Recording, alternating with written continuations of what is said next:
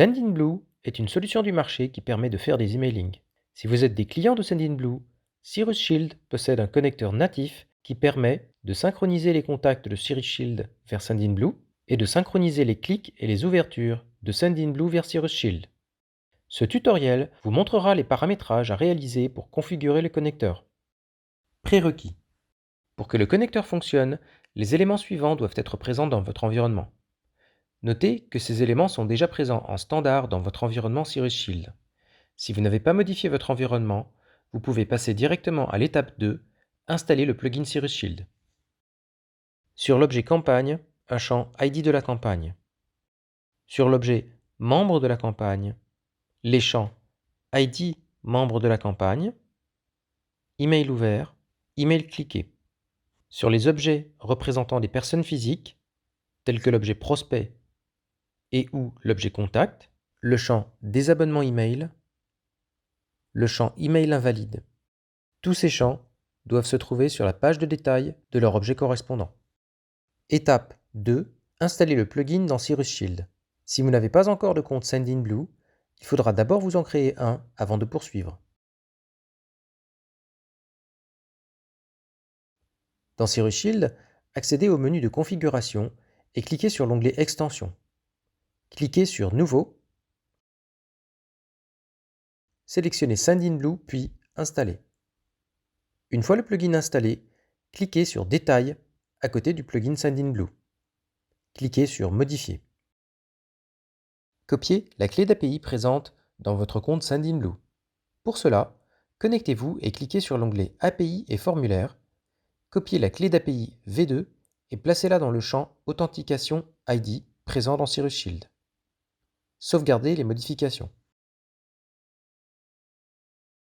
Étape 3. Connectez les objets. Cirrus Shield vous permet de synchroniser les objets de votre choix avec Sendinblue. Vous pourriez en effet avoir plusieurs objets qui contiennent des informations de contact.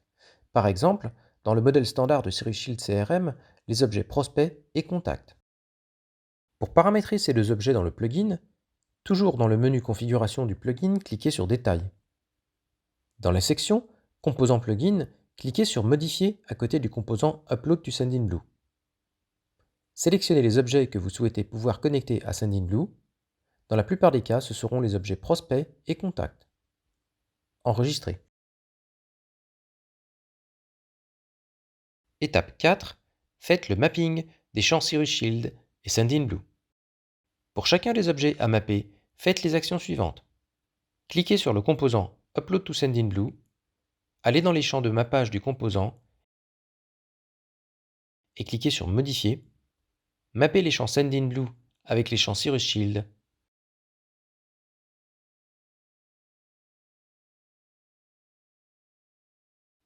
Cliquez sur Enregistrer.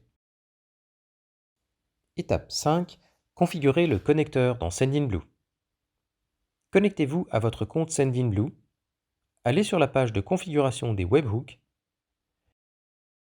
Cliquez sur Ajouter un nouveau webhook. Cochez les cases. Cliquez Désabonner, Spam, Ouvreur, Hardbound et Délivré. Il existe deux liens différents dans Sendinblue. Un lien pour les champs de type Lookup et un autre pour les champs de type Multi-Lookup, comme le champ Contact sur Membre de la campagne. Collez un de ces deux liens dans le champ de la section URL. Notez que cette URL doit contenir le nom d'utilisateur et le mot de passe de Cirrus Shield qui sont définis après les signes égal. UN pour le nom d'utilisateur et PW pour le mot de passe. Mais comme certains caractères spéciaux ne peuvent pas être définis directement dans une URL, un encodage de chaîne doit être effectué. Utilisez l'outil URL encodeur pour encoder votre nom d'utilisateur et votre mot de passe et collez-les dans leur champ respectif dans l'URL du lien web. Cliquez sur Ajouter. Étape 6. Ajoutez le bouton Migrer vers Sendinblue. Une fois la configuration terminée, le bouton est créé automatiquement dans Cirrus Shield, vu que l'objet est relié à Sendinblue.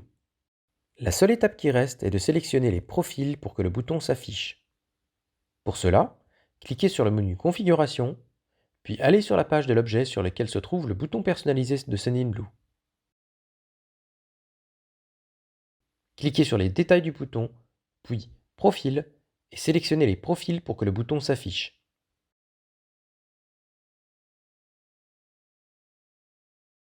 Puis Enregistrer. Bravo! La configuration est maintenant terminée. Pour comprendre comment utiliser le bouton Sendinblue, cliquez sur ce lien qui vous mènera vers la vidéo « Utiliser le connecteur Sendinblue ».